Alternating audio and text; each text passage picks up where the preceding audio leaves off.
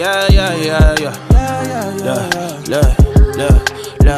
Look. Never switch on the homies in the day ones. They didn't wanna open doors, so we made some.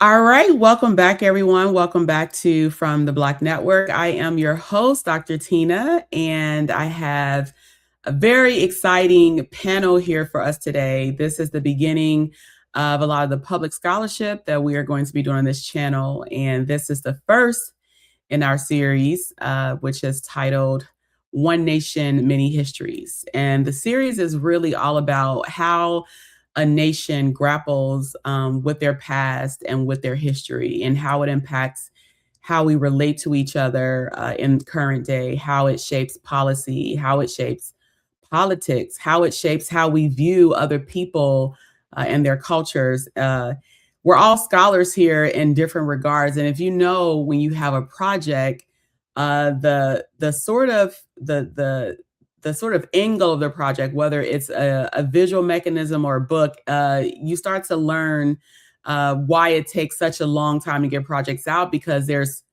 so many thinking processes. You have that first catalyst that comes. For me, the first catalyst in thinking about this project is when I first read a book by Dr. Henry Louis Gates from Harvard called Stony the Road. And he, in the book, talked about African Americans and Reconstruction and all the work that African Americans did after enslavement to build up their communities, to have economic prosperity, and how all of those efforts were really dismantled with Jim Crow in the South. And so I thought, wow, this is such an important piece. If someone didn't know this history, they would really not have a great understanding of the current day condition of African Americans in this country. And that's something that African Americans constantly have to grapple with as minority groups, as part of a minority group, as part of a marginalized community. I think many would say we get the question often, well, why is it that this group was able to do this? And, African Americans couldn't do that. And I don't think people realize how many efforts collectively African Americans have made in this country to really prosper as a collective. And then some of the conditions that came that really dismantle all of that progress. And we see it happening in current day. It's really interesting because it's I've never really felt like I'm living through history until these last 5 years. It's like, wow. And so that was sort of the first thing that got me thinking. And then I met Sabrina when we were both at Georgia State University. And it was literally an actual elevator conversation. We were talking, I may have mentioned this book to her, and she said something, and we didn't really go deeper because we were kind of like on like a hamster wheel, like constantly working with just the kind of work that we did. We did a lot of events at this particular center that we worked at. And one of the things she said to me, she said, yeah, Germans, it's a little bit different. We don't really have like a high level of national pride. And I didn't really ask her to go further, again, because we were in the middle of our own work there. But it's always something that stayed with me. Like, I wonder what she meant when she said that. And then fast forward to current day, I was privileged to stand in as proxy for the Honorary Consul General of Jamaica at the Betterment Symposium at Emory University, which was an international symposium. And it was really, talking about different aspects of laws in different countries, and kind of, current day country conditions, is what they were really talking about. And I met someone she was actually the keynote speaker from Luxembourg. And I mentioned to her the comment that Sabrina made to me. And she said, well, in Germany, you have to be really different. You have to deal with things really differently. Because a lot of patriotism or national pride can look a lot like nationalism. And with the country's history, that's really a slippery slope. And I said, wow. So thinking about two conversations I had at least 2 to 3 years apart, and how they kind of came full circle. And then the last piece came, which said, okay, it's really time to get this series going. Because we were already doing the research about this. We were going around the country interviewing people and just asking questions about history, like what is what is your understanding of the founding of this history? What is your understanding of how America came to be the superpower it is? Just really, sort of grasping with how people thought about themselves as Americans, who is American, what the country's history was. And so we started doing a lot of that legwork just to sort of see what was out there, to make sure we were really kind of onto something. And then the last leg of it was this war that we're currently at with Iran. And so I watch my PhD is in international relations. I wouldn't say the Middle East is my area of expertise, but it's definitely an area of high interest that I constantly, am gaining knowledge on, every day. So as I'm listening to some of the scholars and some of the politicians that are being interviewed, not just that are from Iran, but we have who's like one of the godfathers in international relations, like Stephen Mearsheimer. When you have these scholars that are talking about the war there and their viewpoint on it, but then meeting people here from Iran, like Iranian citizens who are currently living in America, they have a very different viewpoint of this war and the necessity or non-necessity of it, or what's going on, or really Iran's history and really Iran's relationship with their leaders. And I started to think, well, wow, like when this story gets told about this war between the United States and Iran, which narrative will prevail? And so that was really a catalyst for this project. And so I thought that talking to folks from Germany and South Africa just made perfect sense, because I just met Ebenezer, actually the Consul General from Jamaica actually introduced us, but all of you guys, I knew in different scholastic capacities, and I thought you guys were so perfect for the project. So I am so grateful. You guys are kicking this off. We're going to be doing many countries, but you guys are really the prototype, right? And so we get picked up by a major network, like you guys are the crew, okay? So that's what makes this, really special. I think there's no limits to what we can do. And so my guests already know me. We've already been doing some public scholarship on this channel, so I will not waste time with introducing myself. So I'm just going to go in order in how you guys appear on my screen. Please just introduce yourself and the work you do. And so we will start with Miss Khensani from South Africa.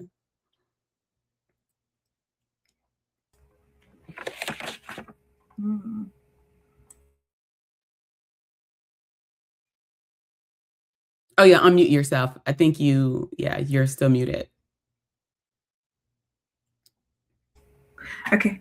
Hi, everyone. Am I audible? Yes, we can hear you. Okay, great. Hi, everyone. I'm Khensani, and I am a public interest feminist attorney. I am working for a African feminist public interest NGO that is based in Cape Town of South Africa, and we specialize in strategic litigation, strategic advocacy, legal research, as well as education and training. And we do our work across 4 different focus areas, which is equality in relationships, it is sexual reproductive health rights, violence against women, and women in work. And we also run a legal advice unit, which provides women in their diversity with free legal advice and representation. Thank you. Thank you so much for that, Khensani. And thank you so much for joining us. Next, we'll go to Sabrina, all the way from Germany. Hello, everyone. So my name is Sabrina Zaine, and I'm currently working... Can you increase your volume a little bit? Of course. Tad bit low, yeah. It's a bit low. Hang on.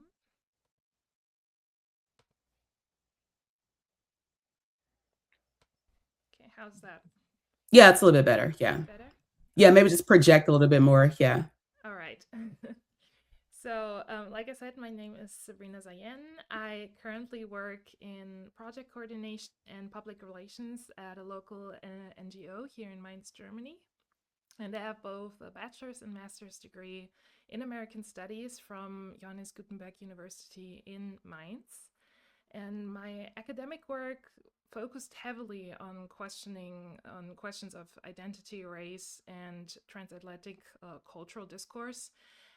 My master's thesis actually was exactly about this topic.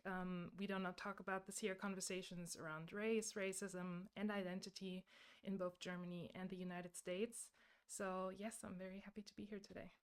Thank you so much. And we're so happy to have you, Sabrina. Thank you so much again for agreeing to be a part of this project. And we will start with Mr. Ebenezer Eyasu. Tell us a little bit about your background and the work you currently do. Yeah, sure. So my name's Ebenezer Eyasu. I'm currently working at the German Consulate in a few different capacities. Only recently met Dr. Fasadongo, but I'm happy to be here. I'm not as qualified as most of you to speak on the matter, but I hope I can provide some input. My background is from Ethiopia via Canada and now Atlanta. But yeah, I've known the Honorary Consul for a while of Jamaica, and like I said, currently at the German Consulate in Atlanta. Perfect. Thank you so much for joining us. And so I think the juxtaposition of that experience of being Ethiopian and working for the German Consulate, and I'm sure you've learned, things about like, German history, just working there. So thank you again so much for agreeing to be a part of this, especially with the ask just coming this week. So thank you so much for that. I greatly appreciate that. And so last but certainly not least, we'll have Ms. Samira. Please tell us about yourself and your background. Hello, everyone. Also, thank you so much again for having me. So my name is Samira. I'm a doctoral researcher and instructor in the field of American Studies at the Obama Institute for Transnational American Studies at Johannes Gutenberg University in Mainz, Germany. My academic work has explored topics ranging from Black nationalism during the Civil Rights era to Black feminist theories of love and solidarity between Black and Indigenous women. And currently I'm working on my dissertation project, which examines the concept of Blackness and identity in Germany, both within national and transnational contexts. And right now I'm also teaching a class on the seminar title is Afro-German and African-American Literature, a Transatlantic Dialogue. So in this course, we're actually examining how Black writers, intellectuals, and activists on both sides of the Atlantic navigate questions of race, identity, solidarity, and cultural uniqueness through literature and other forms of media. So again, thank you so much for being part of this. Yeah, awesome. Everybody has awesome work. Mr. Eyasu always says he's not as qualified. I'm like, listen, what is the quote they always give? David wasn't qualified, but he was called. And now we know him as King David. And I don't think the consul would have even recommended him if he were not qualified. And so this is really about speaking about our lived experiences. I think I could have the same conversation and panel with someone that doesn't even have a high school diploma, right? If we were to engage them properly and if we were to really get them to thinking about their current state, their lived experience and what they think about, what's going on in the country they're living in. So we all, are well positioned and should have the confidence, to really, give all that we can to the project. So again, thank you all so much for joining me this morning. So I want to start talking about, because I want to kind of set the stage to give our audience an idea of the current, conditions, the current state in your country to the best of your knowledge. And so I will start with Ms. Sabrina on that. The current climate here in Germany is interesting, I would say. I would say there are a lot of parallels that might not seem as obvious between the United States and Germany right now, but speaking for all of Europe, I would say, we're oftentimes looking from the European lens or from Germany towards the United States. There's always this public discourse of looking from kind of a superior lens towards the United States and what is happening currently in politics, whereas we seem to be in a similar boat, actually, when it comes to far-right movements becoming more and more, this lean towards fascism and whatnot. So, yeah. Yeah. Samir, what do you think? I mean, also being in Germany, what would you add to that in terms of what you think you would describe the current day conditions of your country currently? Yeah, so I mean, I would definitely agree with Sabrina. That's most importantly, but I would also add that Germany's like very polarized. You know, I feel like there's like such a huge polarization. People are very like like a lot of emotions. You know, like I feel like I can tell that people are very like when you have conversations, they're very emotionally charged. I feel like when you want to talk to people that are not necessarily in the middle of something, or they already made up their mind about the state of the country, then it's really hard to like have conversations that can be a little bit more objective because of the polarization. But I feel like there's definitely an increase of like public discussions about race, about migration, about inequality. There's definitely more conversations about that. But I also think that with this greater visibility for people that are not white, you know, especially Black people here in Germany, there's more visibility. But I also feel like there's a bigger vulnerability because of the rise of the far right and the rhetoric that kind of becomes normalized in that context, you know. So it's very difficult, I would say. Mhm. A lot of opportunity, but it also feels like with the opportunity comes more vulnerability. Yeah, yeah, I completely understand. Khensani, what about you? How would you describe, current conditions in South Africa currently? The U.S., and I ask this question because the U.S., the current administration has taken a particular interest in what's going on in South Africa. So it's interesting. It would be interesting to get your perspective on what you think the current day conditions are in South Africa. I mean, it's we are in our do or die era, and we're also leading up to the local government elections, which will be held in November this year.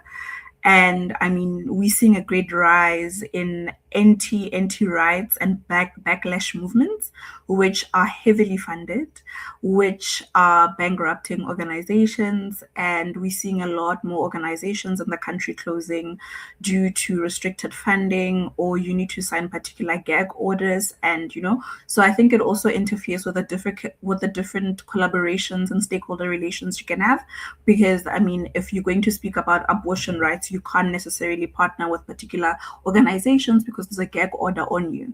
And now organizations have to ask themselves, do they need the money or do they value the relationship more?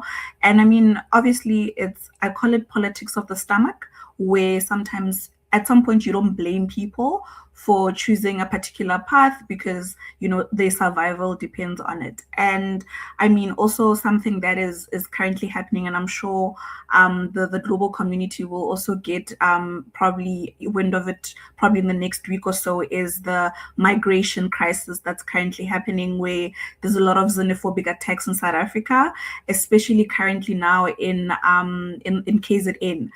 We're seeing a whole lot of people being policed, and you are being told you are too dark, are you South African, your accent is different, are you South African, and if you're not South African, or how do you even prove that you're a citizen or not? So we're seeing a great rise in people demanding to see documentation from other people that look and sound different from them. And I mean, our leaders are quiet. Our leaders are very, very quiet on this particular issue, because most of our leaders are using foreign nationals as a tag to pull in people. So there's a lot of misinformation that's fueling a lot of hate. And I mean, yeah, the country is literally going to burn, ultimately. So our country is going to burn. We also have a president who has put together a commission of inquiry to look into the South African police services, right? Because there were views that South African police services are captured by cartels, right? So currently, it's been a good 8 months of this commission of inquiry with different heads within the South African police services are being interviewed, where they're questioning tender. So it's really that time where so much is happening. The police minister is suspended. The police commissioner is also on special leave. So Yeah, it's a busy time. We are litigating a lot, right? Because if we don't agree, let's go to the courts, right? So Mhm. there's also that as well, where there's so many things happening at the same time. Mhm. But I think the one thing in particular, I'd say it's definitely the anti-rights movement rising. It's definitely the lack of funding that's impacting the work that we're doing at grassroots level. Also Mhm. the migration crisis that's also currently happening, and it's just causing great instability in the country, because then you see how dangerous misinformation is, and people are using that to fuel hate. So that's where we are, unfortunately.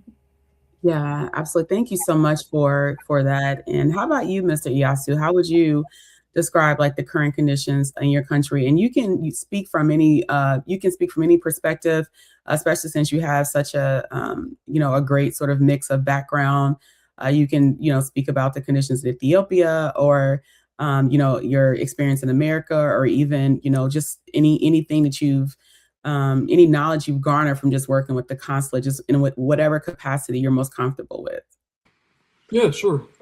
So I'd probably echo what Sabrina and Samira said, and that really polarization seems to have been getting larger and larger. I think it's interesting, that the United States seems to be a little bit, in a way, on a time ahead on a timeline where we experience certain things in society a little bit before they find their way throughout in culture and society in the rest of the world. Um, to the point about in Germany, for example, it's a bit different since there are multiple parties. The United States is a two-party system.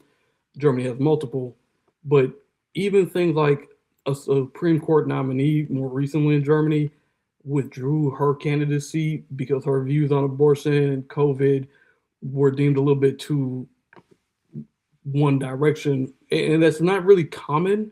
Um, as far as my understanding and what I've learned from the consulate, Germany tries to be a more balanced political system. Um, Same in the States. I'd say that especially over the last couple of years, you've seen this kind of veer towards more right wing, more discriminatory, more xenophobic attitudes, which I think you can, as Miss Molini has also said, you see kind of rising everywhere. So it's, I think, a sign of the times more than anything. Yeah, it's almost like a sort of a. It's not almost. It really is like a reversion back to history. I said for the first time, it's I find myself not necessarily having to reference historical context as much, because I'm getting fed real time information every day. It's almost like breaking news every 30 minutes, and it's eerily similar to the things that we've all studied in our different respective fields in education. And Khensani, you touched on something I would like the panel to talk about when we talk about misinformation, because one of the things that I really want to get into with this panel is your viewpoints on if you think your society has a unified version or understanding, of your country's history. And so we talk about misinformation, which we are dealing with in real time. In the United States, recently there was talk this week about funds being given to the January 6th rioters. If you guys aren't familiar with that, which I'm sure you guys are, because you guys all study American studies, but just for sake of our audience. But January 6th, 2021, when the President Trump in his first term and some of his followers did not agree with the election results that elected Joe Biden, and really stormed the Capitol. Some of our dedicated public servants lost their lives or were heavily, injured. They even somehow made it into, the Capitol. And so there's been a lot of talk this week, people being very upset that these people were being funded, for those activities. And and I think people are still grappling with the fact that even happened, in America, that even happened, but not just that it happened, but that, those individuals were part and being celebrated, right? And so I would like for all of you guys, and I'll just throw that question out. I'd just like us just to have a conversation about that, and whoever wants to speak first is welcome to. But again, like, do you think that your country has a unified sort of version of history and the role that misinformation plays in interfering with how we understand our nation's history? And so I'll just throw that out, and whoever wants to talk first. I can try. So I think we don't have that in South Africa. And I mean, I'll reference the current xenophobic attacks that are currently happening in the country. That is a clear example of how ununified we are in this country and how our government is not being honest as well, right? Because our government has an obligation to provide civic education, right?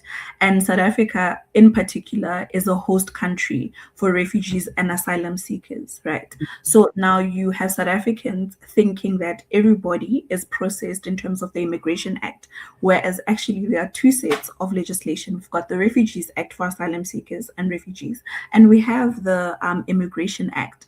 So because of that, people don't know this information. That's why it's easy for them to say, I'll use the word undocumented, because I believe that when we use words like illegal, foreigner, that is very violent as well. So I think also the other thing is the language that we're using currently in the country, where people are so comfortable calling people illegal foreigners. And I'm just like, but it's the right wording is undocumented persons, right? And you do have citizens that are also undocumented, right? So that misinformation puts you in a position to also actually hurt the people that are your fellow countrymen and women. So I mean, it's wrecking communities, it's wrecking societies, and politicians are taking advantage of this because they're like, oh, great, they already don't like living in community with one another. Let's use this to garner votes in the upcoming elections, where these politicians are actually offering getting rid of everybody. And you then also ask yourself, like, but why so much violence, right? Why is there so much lawlessness in this country? Why is no one actually saying, you know what, as the South African government, we have failed. These are our actual obligations, and we have failed the country. Because the first point of integration for any asylum seeker or refugee, whether documented or not, is informal settlements and townships, right? Because they don't have the money to live in urban areas. So it would have been great if our government was honest about their obligation and actually confirmed to the whole country that, we actually we are party to this particular treaty, which actually makes it okay for people to come to the country to seek asylum and refuge, right? And I'm not saying that we should normalize people just coming into the country not having the right permit or the right visa. But what I'm saying is that surely there is a way that we can go about having this particular dialogue to ensure that everyone's rights are protected. I mean, we have a constitution that says everyone has a right to human dignity. It doesn't say Khensani as a citizen or Tina as an undocumented person. It says everyone, whether documented or undocumented. The constitution is very clear. However, the actions of our politicians who are supposed to uphold the constitution, actually, they don't do that. And then this leads to misinformation spreading in communities. And I mean, now things have really gotten violent, where people will end up losing their lives. And also we have misinformation that is being fueled by these anti-gender movements. I'll refer to the anti-gender movements in particular, whereas they have particular views about LGBTQI persons, and they have particular versions about trans people in particular, right?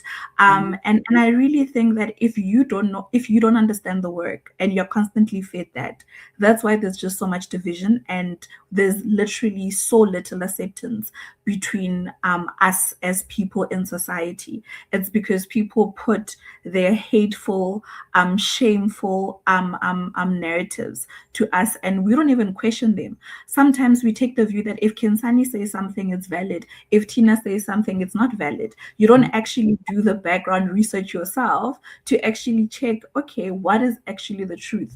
And I mean, this also comes with erasure as well, right?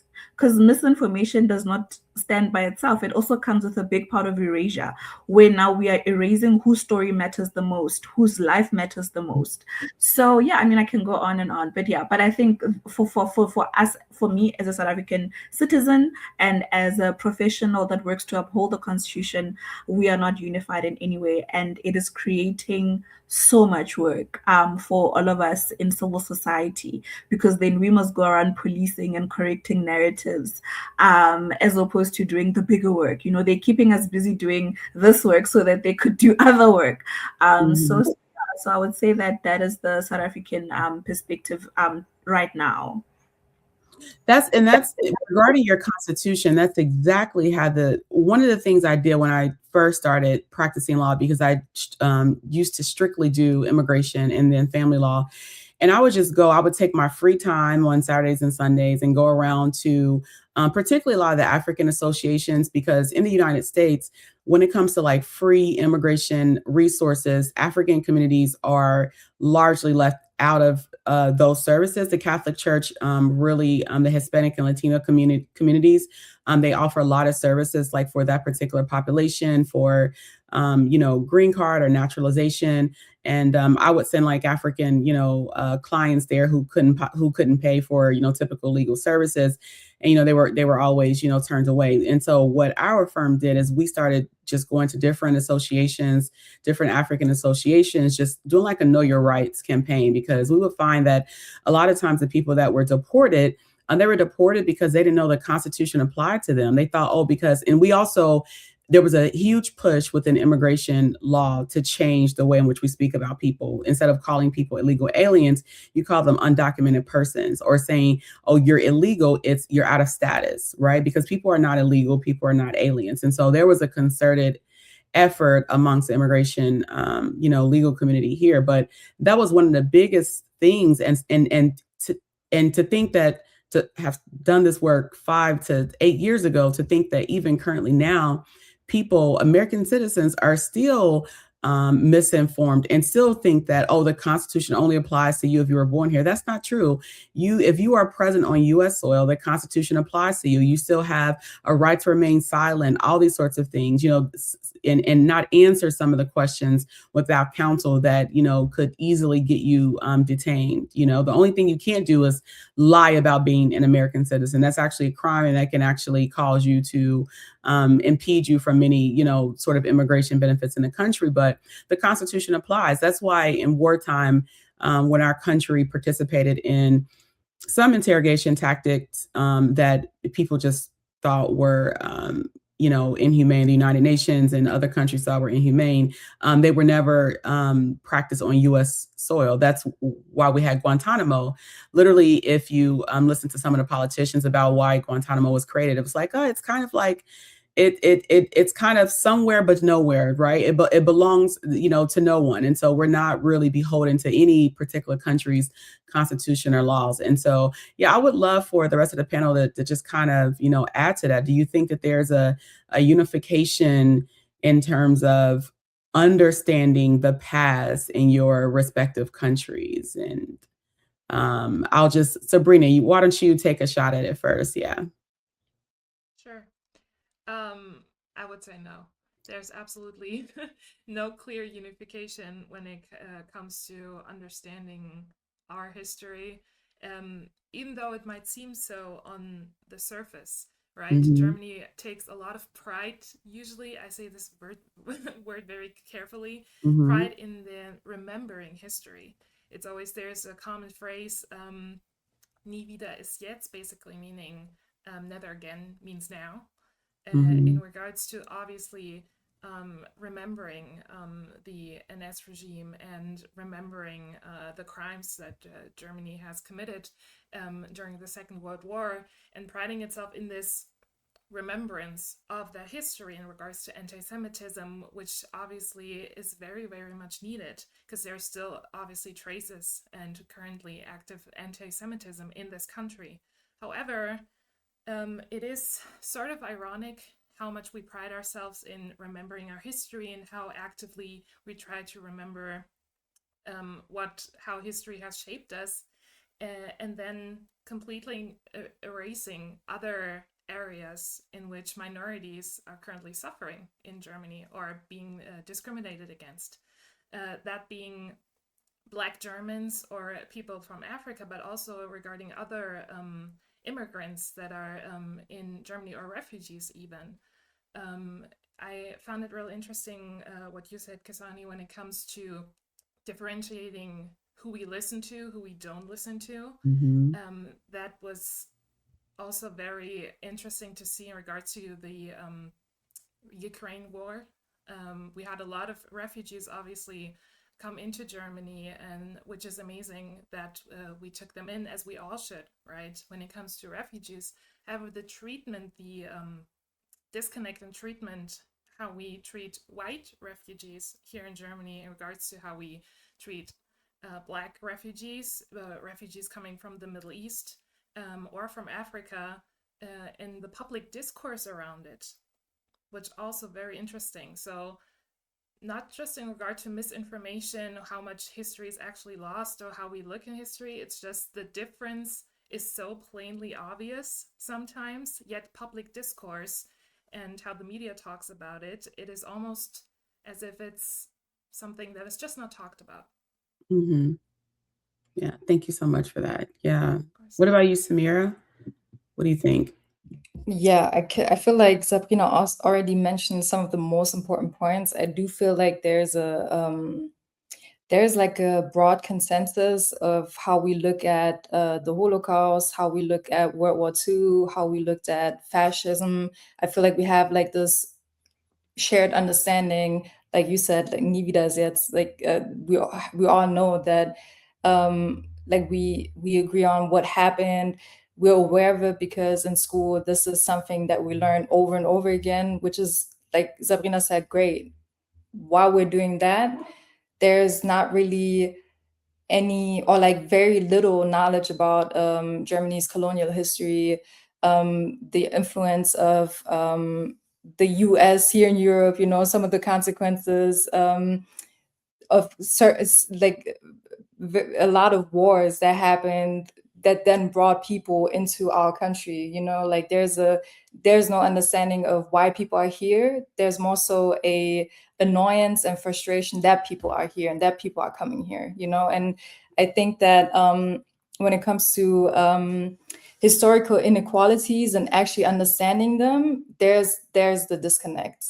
We can understand some of the actions that happened in this country, and we can acknowledge them because we also have, like, I don't know about you, Sabrina, but like taking trips to KZs, like that was something that we had to do, Yes. which again, we should do it. But there's not really any understanding of like, why is the street named after a colonialist, you know, like we don't necessarily understand that. And why would people want to get rid of those like statues and stuff like that, right? So I think it's really interesting. And I feel like when it comes to misinformation, because even though I say that I think that we have a broad consensus of the fact that the Holocaust happened and it was bad, there's still a minority group of people that say that didn't happen. And it's really interesting. It's really interesting to see right now. I feel like the right-wing parties and like even the Christian Democrats, for example, like the Alternative for Germany, they're like one of the most influential right-wing parties in Germany right now. They're very popular at the moment, and they're becoming more popular and popular. And also the Christian Democrats, because they're kind of being pressured, they also have to take over some of the rhetoric that the Alternative for Germany is using to gain votes. And it's really interesting because right now we see them talk about anti-Semitism a lot, right, in certain contexts. But also, when you talk about January 6th, it's really interesting because in 2020, in August 2020, 400 to 500 people that were connected to QAnon, that were connected to conspiracy theories, that were also saying that the Holocaust didn't happen. So right-wing Nazis wanted to storm the Reichstag building in Germany, you know, in Berlin. They were there. They wanted to go there. They wanted to also make sure that politics are getting like different, and they wanted to they wanted to protest the COVID rules and stuff, but also these like certain ideologies blaming other groups of people, you know, they were there, and that also happened before January 6th happened. So we can already see that certain conspiracy theories, ideologies are coming over, right? And like people here are also taking them to try to fight the government. So when it comes to history and understanding history, there's like, it's interesting to see how certain groups are kind of going back and forth, agreeing, yes, like this was bad, but when it comes to anti-Semitism in the context of other conflicts, for example, when they can blame certain groups of people, like especially when we think about Islamophobia here in Germany, right? It's a huge problem. And then anti-Semitism can be weaponized against these groups of people.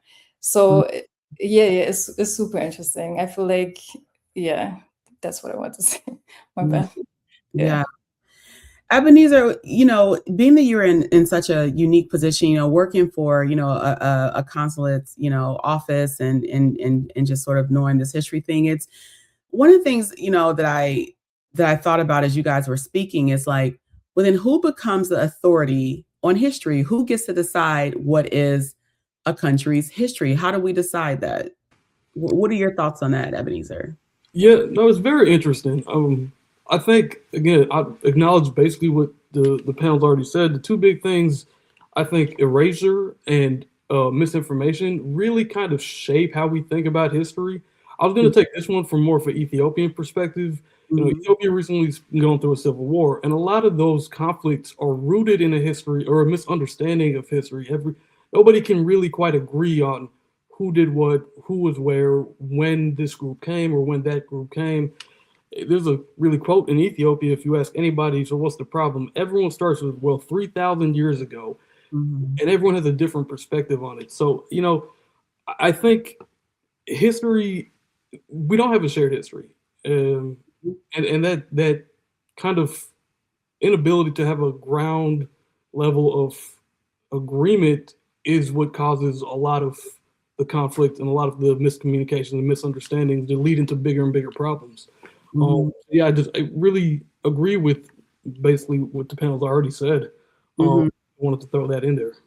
Yeah. What do you think, you know, for the rest of you all, like who gets to be the authority on history? Who gets to decide on history? Should the quest even be for a unified history? I think that's also something I didn't really think about prior to this. Is it even possible to have a unified understanding of your country's history, and how do we decide who gets to be the authority on that? Khensani, yeah, you want to take a shot at it? It's a very difficult one, and it's very tricky also to navigate. But I think more than anything, I think the people that should hold the authority should be like-minded stakeholders, right? Because this is something that you can't do as an individual standalone stakeholder. It has to have buy-in. There has to be collaboration and consensus. So I think it's very important if we come together and we have consensus as a group to legitimize the particular values and the affirmations that are necessary.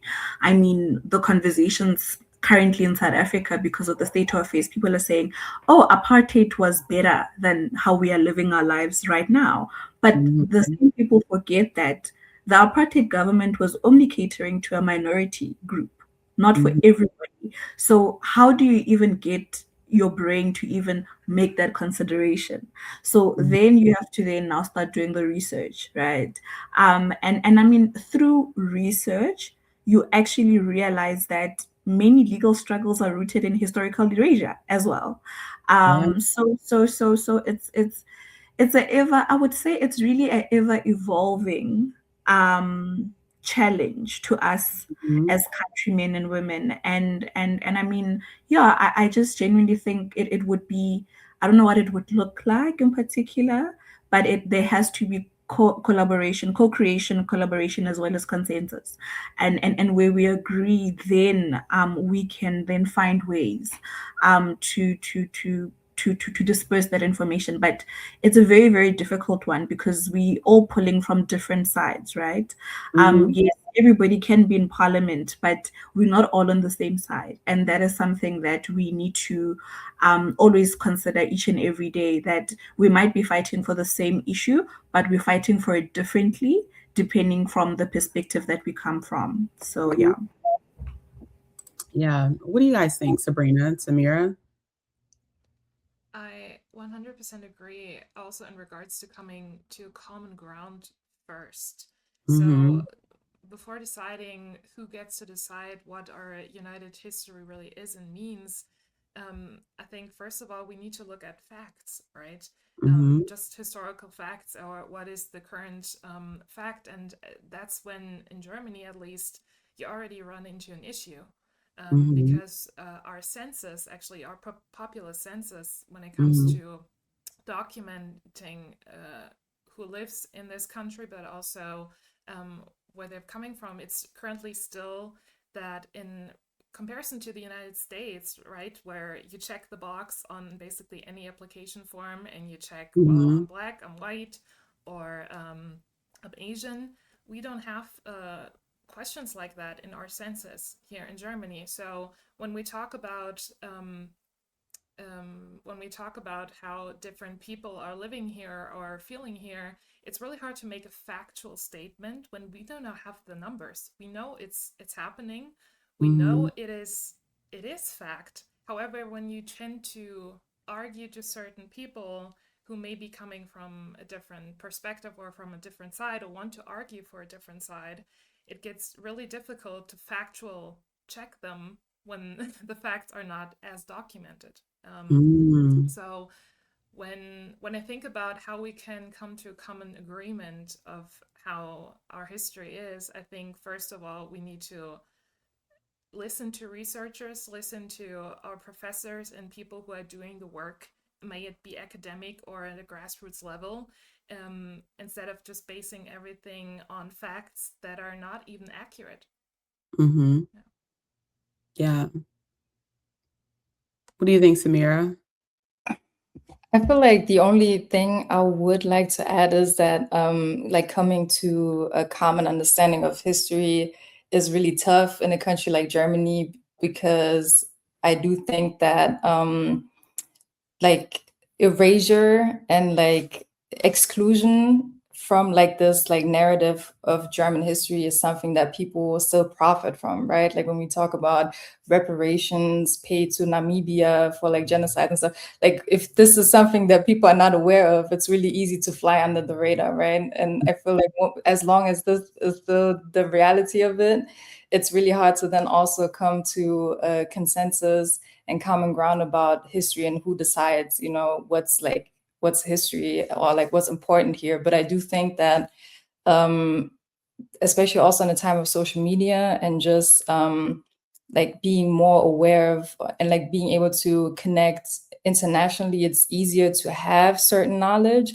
But then especially, I don't know how you feel about that, like Sabrina, maybe like it's sometimes difficult to kind of like prove that because something is not coming from a place. And I know that Khensani, you also kind of talked about that. It's really difficult to decide who has knowledge that is worth acknowledging.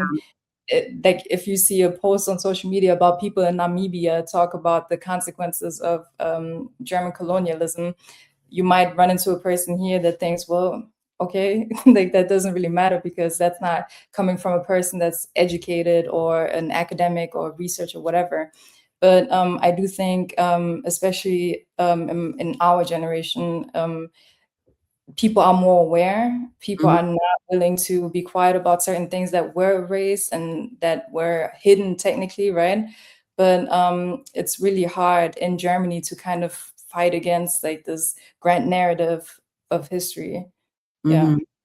Yeah, that what's interesting about that is that China recently instituted a law that, and I think this was really aimed at people that have public platforms, whether they consider themselves content creators or, you know, or podcasters or however they sort of, you know, define themselves. But you have to have actual credentials in the area in which you speak on. I was like, wow, I actually agree with China on this one, because if you guys know, Ebenezer, in the US, everybody picks up a microphone. Everybody, wants to be a podcaster. And that's one of the reasons why, our team say, we need to really start making it, sort of our priority to prioritize public scholarship and giving people more access to information, people who will never step into the ivory halls of academia or work for organizations where they get, this research, because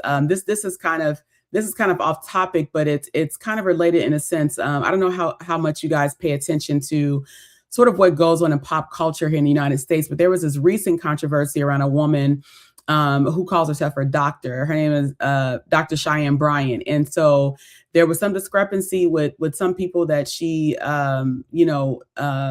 sort of helped, if she was a therapist, if she was a psychologist, if she was a life coach, and what was she? And it was like a firestorm, on social media, because people, and it made, what was so interesting is that it actually made people do their independent research. People came up with facts, because she started it because she did an interview on a popular podcast and said, well, I no longer seek licensure because I'm too, it pigeonholes me too much. I have to diagnose people. And the only purpose of licensure is to charge insurance, and actual psychologists with verifiable credentials were like, no, that's actually not true. I mean, that's one particular, duty that, state licensed agencies do, or how they function. But it's really about protecting the relationship between that professional, regulating that relationship between that professional, and the public. And people did a lot of research, and it looks like this woman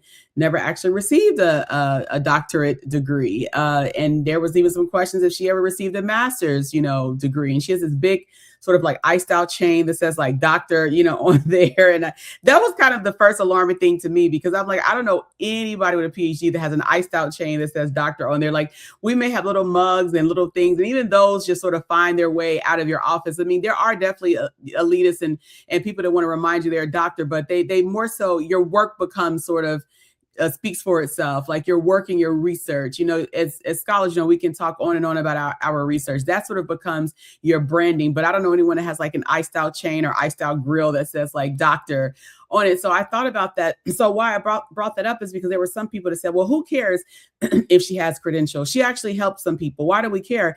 And people were just like, wow, do you not know how dangerous that is? There was one woman that actually came out and spoke and said, I spoke to this doctor.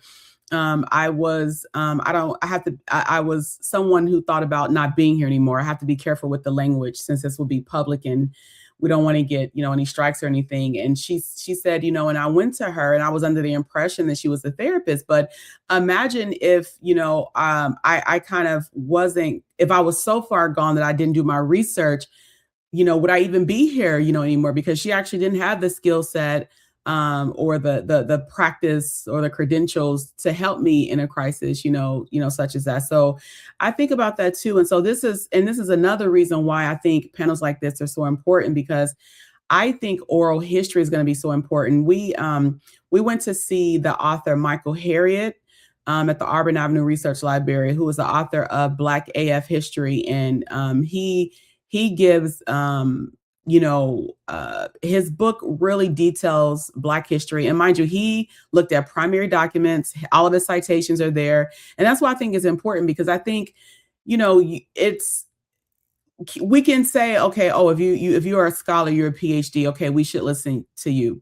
But do we honestly think that there are not people that have these kind of credentials that are also biased, that also, even in their research, right, they will sort of skew results to fit the theory that they have, even if the data doesn't support, that theory. So it made me realize, wow, it's really important to document what's going on in real time. It's like, there's another book, I can't think of the author, but it's literally called How Italians Became White, because there are so many people here. So now in America, we just have a white collective, but a lot of them, like a lot of current day white people, are not even aware that, 60 to 70 years ago and further back, they were not considered white.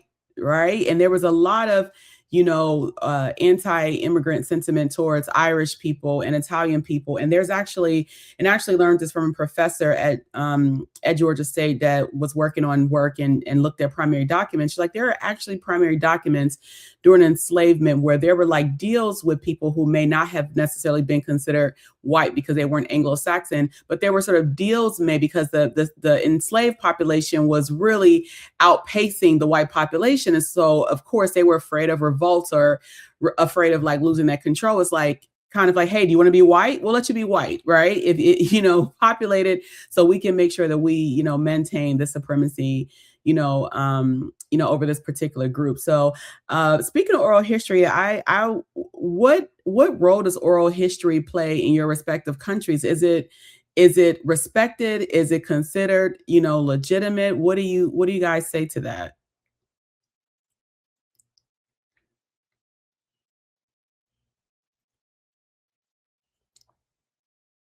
Well, so I'll say, in Ethiopia, for example, most history is oral, or at least it was recorded by the church. And so it isn't so much documented as much as passed down from generation to generation, which does, it's a double-edged sword, because on one end, you do have this account, a long history, a long account of what happened. At the same time, you get people that debate what happened because there's no, to your point, primary materials or anything to really support those claims.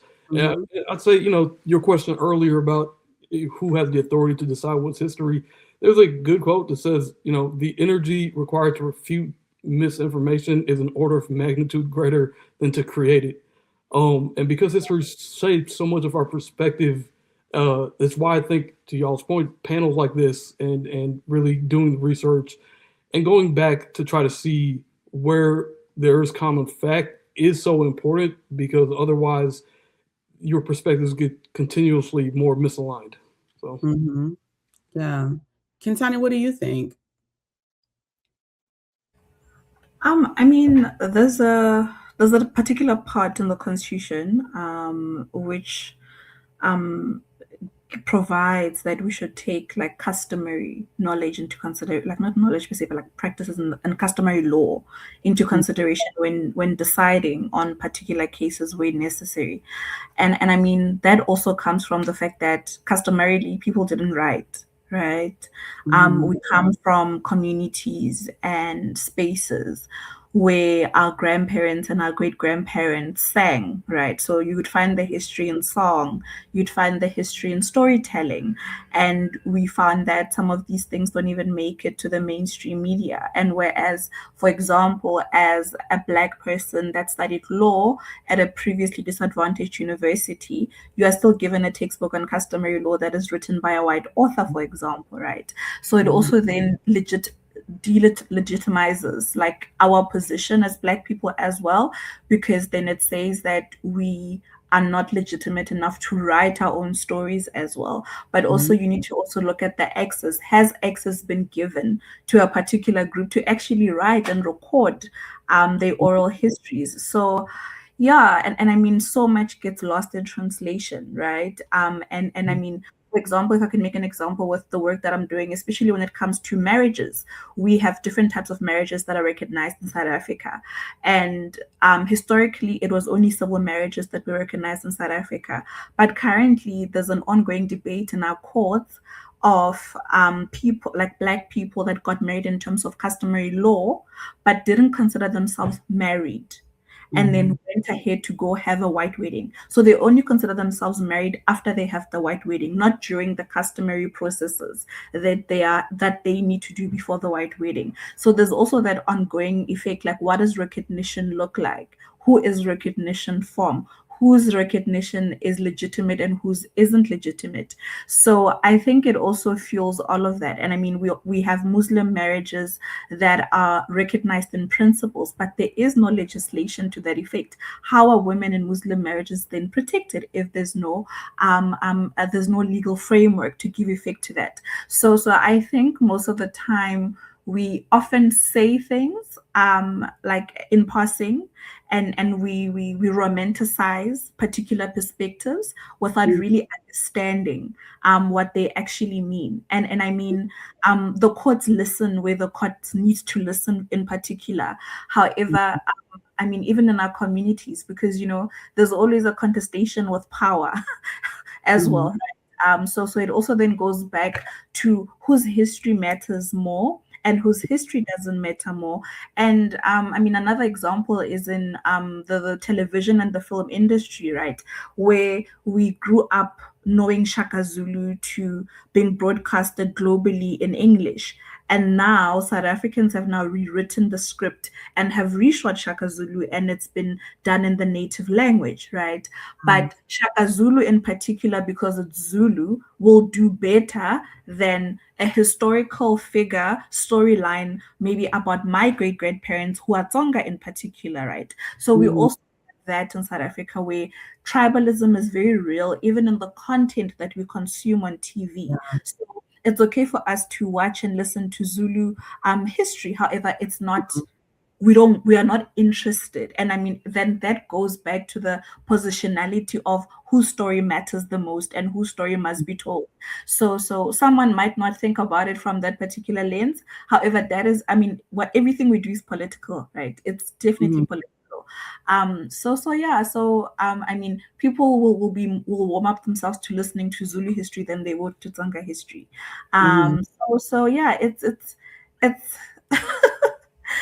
It's a hard question, considering the status quo on the ground and how we currently live our lives.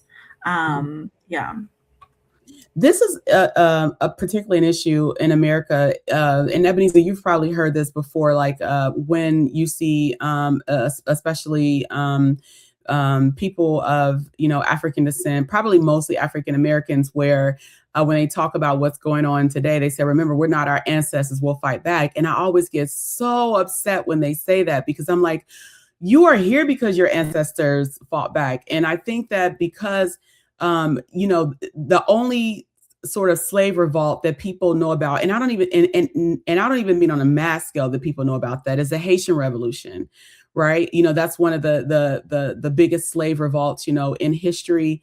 And that's the one that if people know anything about revolts, they'll know about that, right? Or Nat Turner, but obviously we know that what the end result of that was, people considered that a failed revolt, which, I don't necessarily think that I think that we can conceptualize that in itself, because I think the act of revolting itself is a revolution. It's not necessarily really dependent upon what the end result is. The idea that people collectively came together to overturn a system, that in of itself, as far as I'm concerned, is considered a revolution. But people, Black people in particular, I would say from, like I'm a millennial. And so in millennial, and I think what's the generation below? Is it Gen Z? I think it's Gen Z that's right below, like the 20 somethings or whatever. But yeah, it's just how people are just, I'm like, do you not know how you the fact that they aren't taught this, not every revolt was mass scale, mainly because it was impossible, right? As Zora Neale Hurston always says, not all skin folk are kinfolk. And so it was sometimes often hard to plan mass revolts because you couldn't necessarily trust every enslaved person, right? It's just like how you made the comment where some people, Khensani, some people said, oh, we were better off in apartheid. You had some enslaved people who thought, oh, well, what would we do without enslavement or without our masters or without our plantation? Like, where would we go? What would we eat? How would we survive? Those sorts of things. And so you can necessarily plan a mass revolt all the time because you can necessarily trust all people who were in the same condition, who would benefit from, a revolution. But there were things that were done on the daily, like poisoning crops or, working a bit slower, or, there's stories of people, making their master sick. There were so many different acts of rebellion that occurred during that time that current day, like African Americans are just unaware of. And so every time I see that quote, I get so angry. I think it's so disrespectful to our ancestors, to say such things, because you have no idea of, how much, they did in fact, fight. And so when it comes to this misinformation, how do we fight against that? You know, as all of us are in some regard or another part of a marginalized community, like, how do we fight against that? You know, one of the things Michael Harriot said, and he's like, you know, think about it. You know, you cannot illegitimize oral history when you're talking about, especially like a group like African Americans, where it was illegal to read or write. We now know that a lot more enslaved people knew how to actually read and write than is actually documented. And Michael Harriot gave a quote. He said, "We knew that they knew." He said, when you look back at the history and look how things played back, there is evidence that a lot more people knew how to read and write, because certain actions couldn't even take place if they didn't know how to read or write. So we now, in fact, know that more enslaved Africans in the Americas actually knew how to read and write than is actually documented. But how do we fight against this misinformation, you know, collectively? You know, in the US, there's been like a lot of book bans. There's just been a complete erasure, you know, of history. How do we fight against that? Like, how do we win these history wars? How do we do that? I think you got to continue having conversations. When anybody has, you know, a question or a subject that they may be interested in, to engage with it, to continue to, you know, pull from sources and expand upon what they may already know or not. You know, it goes back to education a lot of times, and we need to look at the way when we teach, even when we teach Black history in America, for example, we may touch on it, but to go in depth and to really explain the scale to which events happened isn't really something that's done in the school system. So I think the only way to grow in that regard is to continue to have the conversations. Yeah, and Sabrina, I don't even know if you're aware of this, but so you know that Georgia State University is part of the university system of Georgia. There's many universities under that umbrella. I just learned that Georgia State is the only university within the university system of Georgia that still has an Africana Studies department.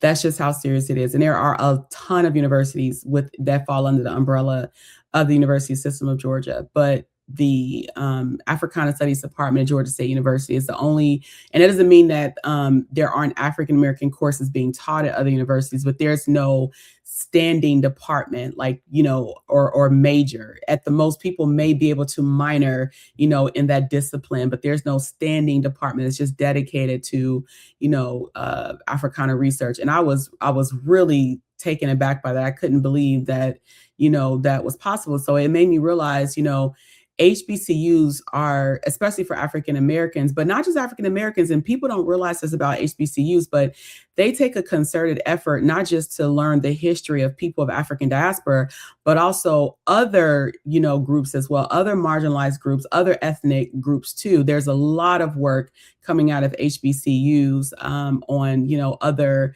you know, ethnic groups, not just, you know, people of African descent. So, and so we already talked about, you know, the rise of far right, you know, in your country. And so as we sort of, you know, get towards the end of our conversation, I want you guys to think about this. What do you think is the reason for this concerted effort in the erasure of history and this concerted effort to perpetuate misinformation? What do you think is the reason for that? What's the catalyst for that?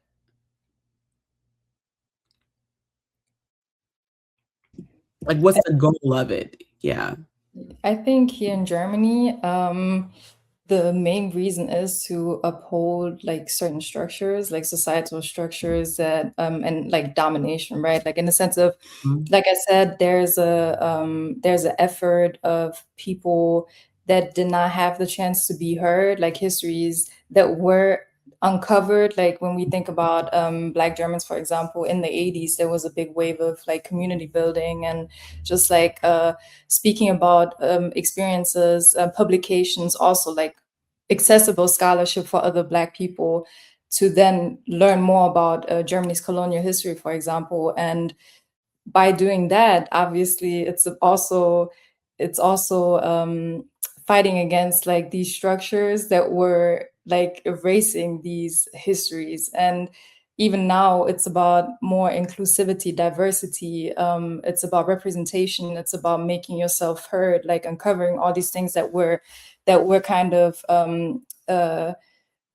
hidden like over the last centuries, so, or like decades, years, whatever you want to call it. But by doing that, it also threatens a lot of people, right? A lot of structures, a lot of ideologies, ideas about history, ideas about themselves. So I feel like whenever there's like a pushback, like you saw it like in the US, right? The civil rights movement.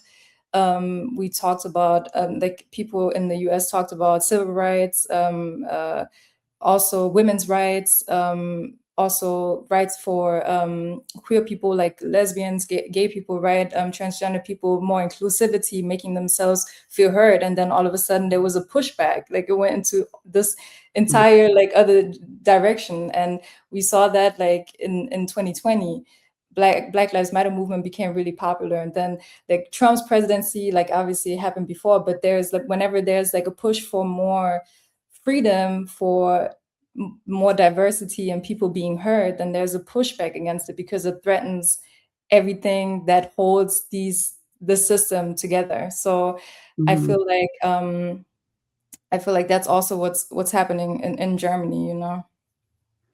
Do you think that people are, because there's also the great replacement theory, do you think that people they fear being replaced? Yeah, of course. Yeah, I think that's like this is besides like here in Germany, besides like economic instability, fear of unemployment, like the entire collapse of like the German healthcare system, for example, like social security system, what we have here, the fear is also like immigration in this context, right? The fear that immigrants come here, they take away everything that Germans are entitled to. So that's also this narrative that we're experiencing. Whenever, like, it's really interesting, whenever you hear German politicians talk about, for example, the chancellor not too long ago, he talked about sexualized violence against women. And for some reason, he brought in the topic of immigration in this context. Whenever there's a chance to do it, this chance will be taken. And it doesn't matter the context that we talk about. So yes, like in my opinion, and based on how things have been kind of progressing, I do think that's a big fear. Yeah. And what's interesting about that narrative against immigrants, even because that obviously there was a concerted effort in our country too to like demonize immigrants and make them the face of, you know, certain crimes. But, you know, as someone who practiced immigration law before, I can tell you, I mean, obviously you do have some people who are immigrants who, you know, commit crimes, but overwhelmingly most crimes are committed by people who are American citizens. Because if you ever had to go through an immigration process, I mean, most of the clients don't even want to return a library book late. They don't want to do anything that's going to ruin their chances, whether they are trying to, you know, have their green cards, whether they're trying for naturalization or citizenship, or if they're undocumented, they don't want to be discovered so they don't commit crimes. And so, you know, but when it does happen, it becomes like this huge story, and all of a sudden that becomes the face. And I'm like, that's like, what, 1% of, you know, undocumented people. Most crimes are committed by people who are, you know, American citizens. And one of the things that I think about that too is when I think about the, you know, children who are growing up, and if they history shapes so much in how you look at your present day world and how you view different cultures. For example, if you are not teaching people in America, for example, the true history of American history, you would look at African Americans and you would really sort of believe that narrative that, oh, African Americans aren't further along because they're just lazier, or they're not as intelligent, or there's some sort of defect in them as a collective as to that. And I realized, like, wow, people don't really even know that. I would say just in general, African Americans have probably been the group that have consistently fought for this country to live up to its democratic principles. And not just that, but the Civil Rights Act preceded the Immigration Act. And so if it were not for the literal, blood of the people that fought in the civil rights movement, we might not even have such a large immigrant population, because that Civil Rights Act, occurred before, the Immigration Act. And so I think that if, when we don't teach people, especially young children, like the real history, it really changes how they view people of different cultures and how they communicate. I was listening to this podcast recently by Trevor Noah, and I can't recall the name of the podcast, but it was recent. But he had a guy on there who is he's a behavioral scientist, and he studies happiness for a living. And he made a quote. I was listening to it, and one of the quotes that stood out to me, he said, when you think about today, people have it wrong. They think that, well, if we can just agree on our politics, we'll get along easier. And he said it's actually the reverse. If we can get along easier, our politics will actually be, easier. He said it's actually the reverse of what people think, right? It's really hard. It's like you're putting the chicken before the egg, And so what I would like for you guys, to talk about as we come to a close is, how are you countering any of this in your current work? Like, how are you countering the misinformation of history, the delegitimization of history, of, certain groups? How are you doing that in your current work? If you guys can speak to that. Okay, I can go. Can I maybe just revisit one of the questions you asked earlier on, what can we do to take back, to fight against misinformation? And I was actually thinking about how, our colleagues in equal education, they're doing such amazing work, right? Because they have been challenging the curriculum that we get taught in primary school and in high school. So we are taught a lot of European history in our curriculum, and you only get to ever learn about African history and African cultures when it's your own reading time at your leisure time. And what we have and what we've seen groups of parents, grassroots organizations, civil society coming together and fighting to have the curriculum reviewed and redrafted. And they've then now announced that, South Africa is fundamentally overhauling its school history curriculum. As a result of this, we are shifting from the Eurocentric focus into an African approach that centers African history, heritage, and the liberation struggle in particular. So I think it's one of the things that actually happen when we organize ourselves as communities, we organize ourselves as civil society, we organize ourselves as people in general that are interested in particular struggles. And I mean, it does take long, but eventually, it does make an impact at a particular point, right? So I think it's also just very important to also say that there are people that are fighting in little corners and fighting and getting these. They might look small, but they're very meaningful victories, which will help children, engage with their own history and have a better and a different outlook and actually understand Black consciousness and why it's so important. So I just really thought that I should just highlight that. And I mean, in terms of our work, we do strategic litigation, and I would say that, for example, in particular, we're currently in the Equality Court. So in South Africa, we have what we call an Equality Court, and we are representing a trans learner who was seeking reasonable accommodation within her school. She was 15 at the time, and she was in her transition period, and she was gender diverse, and all she asked the school to do was for reasonable accommodation with regards to her hair color, with the uniform, and as well as bathrooms. She has seen multiple doctors, and I mean, there's also another conversation about how we pathologize trans bodies, and previously we pathologized Black bodies and Black women's bodies, and then now we're pathologizing trans bodies. And I think what we are doing in this matter is very, very important. And we've seen so much opposition where we have most conservative groups who would literally write out, say, in their court papers that there's only male and female, and we live in a binary society. They reinforce that narrative. So I think for us, what we're doing is the litigation side of it. And because we're doing strategic litigation, it also comes with a lot of advocacy that we're doing on the side, which is coupled with access to information and community workshops. And what is also important is that we actually try and understand the community's needs, right? Mhm. See how communities respond to gender diverse children that actually who also need to be protected and also access the right to quality education.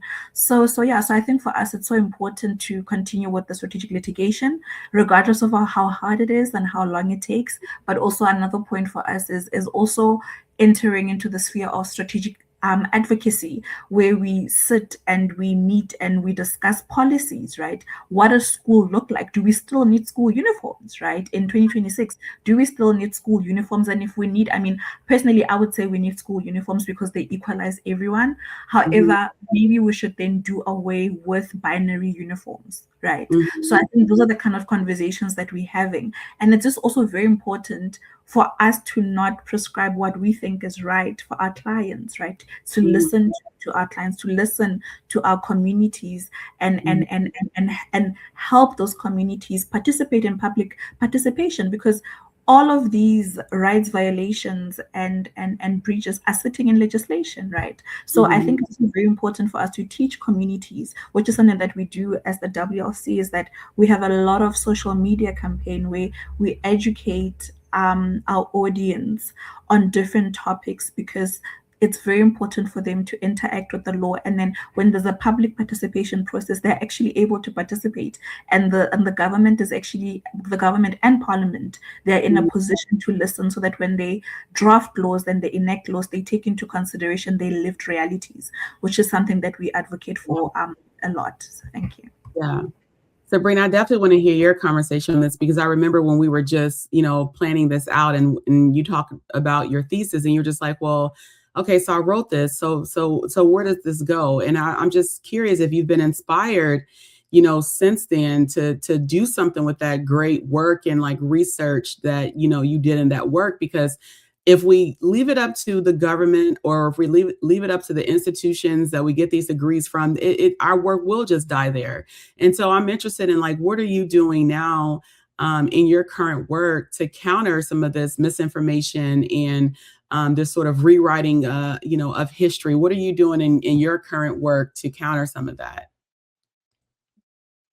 It's interesting. Like you said, when I wrote my thesis, I was very much aware that everything that I was writing down, even though it was considered mostly more progressive, since a lot of Black German studies or even whiteness studies is not so much a thing, even in our department or even in German universities, even though we do have a lot of American studies institutes at the university level. And obviously I would agree that funding education or holding our government accountable in remembering history is very important. But like you said, there's only so much that we can do in the telling or pressuring, or not so much pressuring, but organizing in regards to talking directly to our government. But like Khensani said, talking to our communities, right, is one of the most important thing, or just community work in general is something that I didn't think necessarily was that present in a lot of German communities until you look for it, right? Yeah. And sometimes that is a bit discouraging when you realize the community is there. We just don't talk to each other a lot, or we need to talk to each other more. So I'm very fortunate that currently at the NGO that I work at, I get to lead social work projects that bring people together. It might be under different umbrellas, and we are 100%. We are funded and we get help from our local governments. But the work itself is something that the communities have to do. So I'm fortunate that I get to lead a couple of projects made that for teens, but also for people that are new to Germany, that are currently at our NGO taking German classes and courses to learn the language, and then people that are local. and bringing them together under different projects, be that creative work or other or media, in regards to learn different things, but bringing these communities together to engage in each other with each other, and to realize we may have the same hobbies. There are not a lot of differences between us, and people are aware of it. But then giving the space to work together and to actually achieve something together is something that we're focusing on with our projects. Obviously, we also have different departments for helping youth, helping families that struggle, especially since we work a lot with refugees and immigrants that are still unfamiliar with the German language. So that is currently something that I can put into action. Everything that I've written about in regards to, well, that is the status quo, but how do we take this and then put it into action? It can be discouraging. So I'm happy that there are a lot of NGOs actually in Germany that work community work. And actually, I think every third person in Germany is actually somehow active in voluntary work.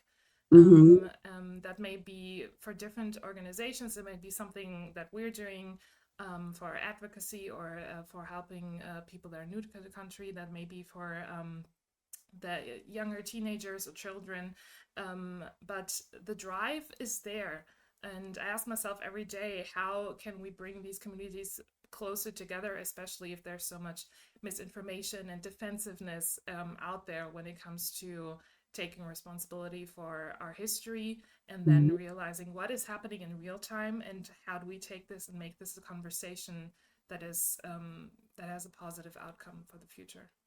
Yeah, thank you so much for that, Sabrina. What about you? I mean, what do you think? Like, what are some of the things that you're doing in your current work, or that you, or any plans you have, like in your work to kind of beat this, what we're facing, this erasure of history and just the misinformation that we're being fed every day? What are some of the things that you are doing in your current work to counter that?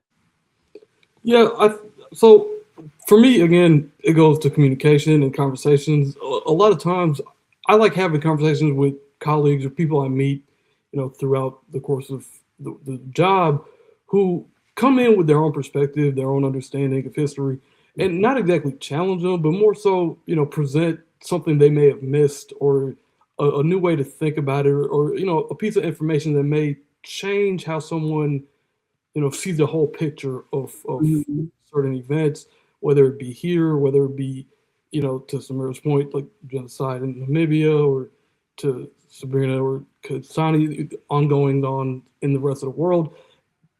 People come in oftentimes with their very, what's the word?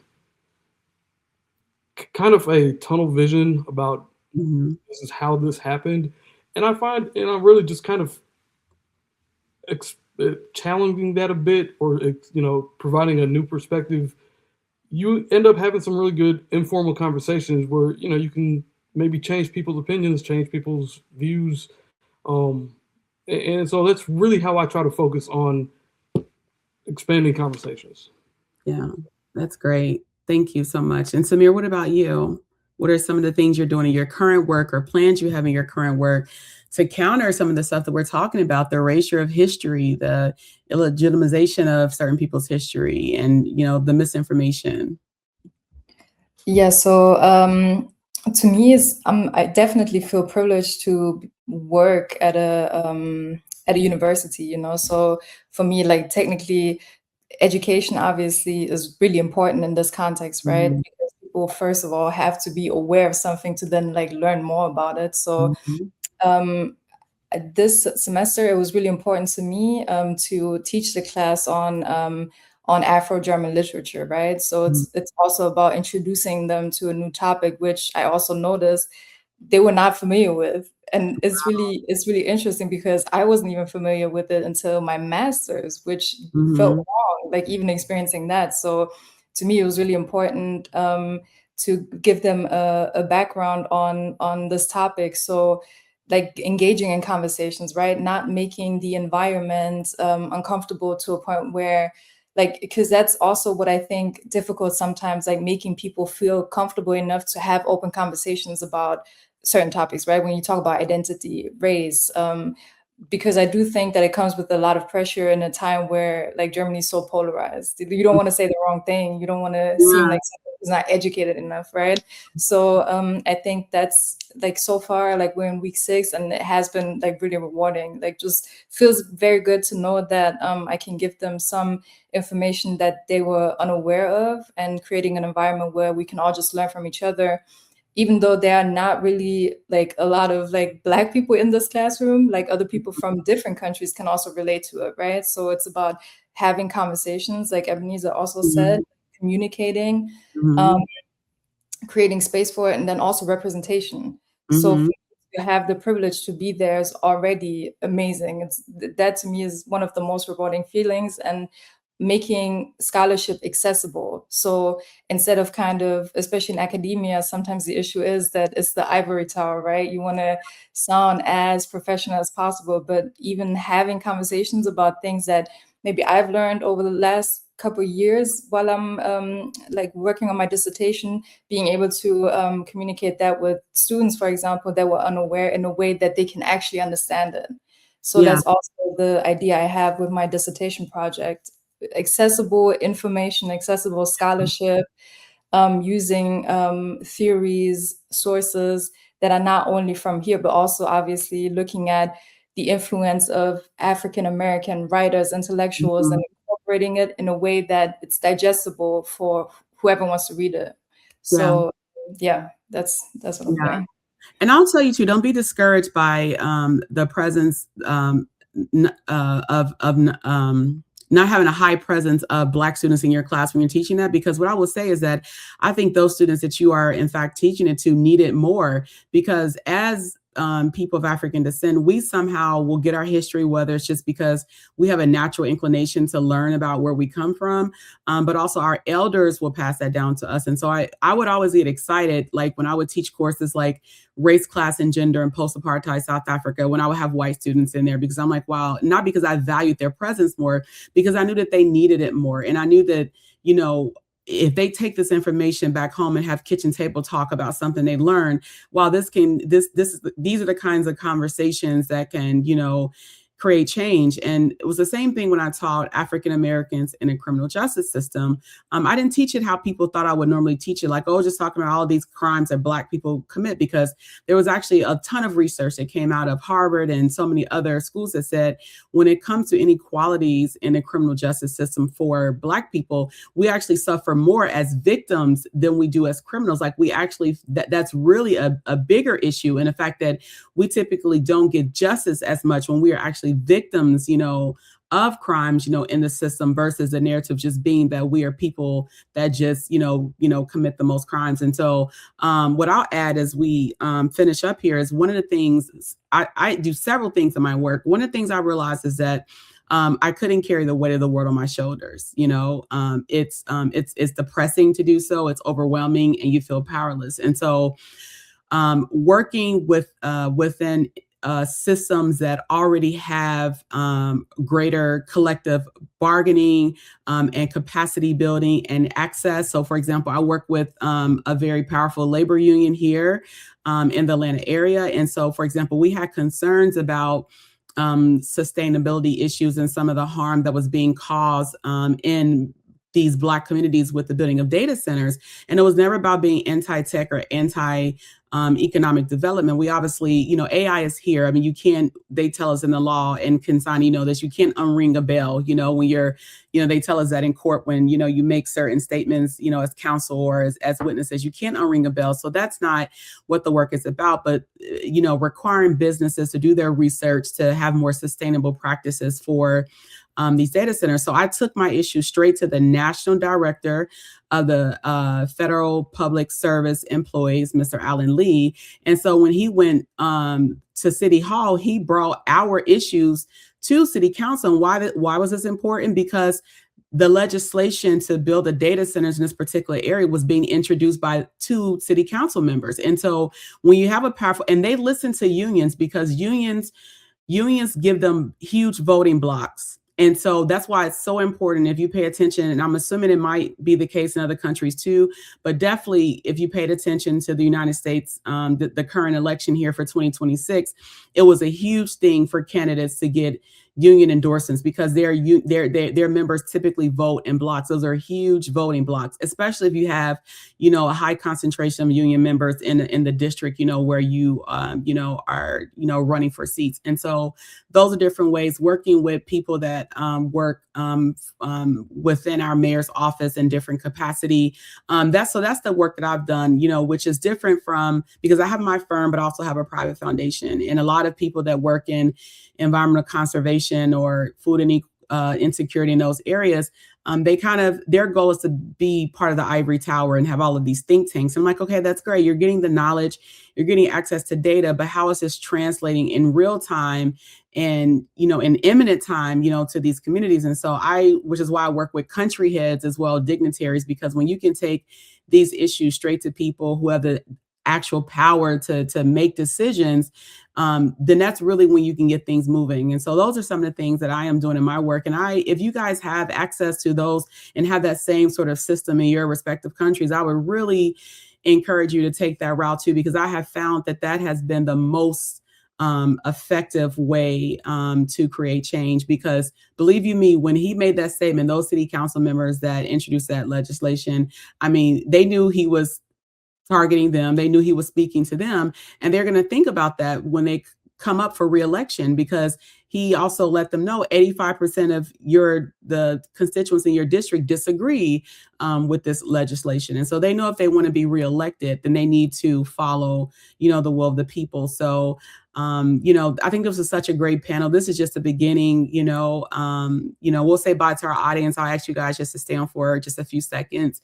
But I think work like this is also important, to get this information out there. That's one of the reasons why our team was like, we really need to do public scholarship. We're doing all this work and, amongst elitists pretty much. And don't get me wrong, as the sociologist Doug McAdam, says, you need elite participation sometimes when you don't have access to the mainstream political apparatus, but work like this is so important, bringing people together, from different backgrounds and different countries, and just giving people the information. So I want to thank all of my guests so very much for kicking off this series. It's going to be a long running series. We'll be talking to people, for different countries. And so I thank you guys so much for being a part of this first series and taking time out of your day and your very important work that you all do to be a part of it. And so we'll go ahead and say bye to our audience now. And I'll just ask you guys to stay on for a few seconds. So if you guys just want to